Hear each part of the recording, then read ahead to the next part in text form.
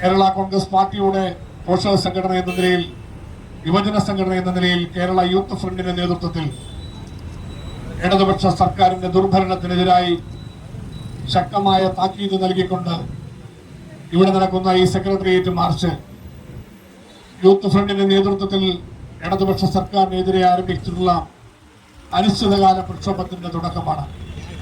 നമ്മുടെ അനിശ്ചിതകാല പ്രക്ഷോഭ പരിപാടികൾ, യുവജന സമരത്തിന്റെ അനിശ്ചിതകാല പ്രക്ഷോഭം കേരള കോൺഗ്രസ് പാർട്ടിയുടെ ആദരണീയനായ chairman Shri PJ. Joseph sir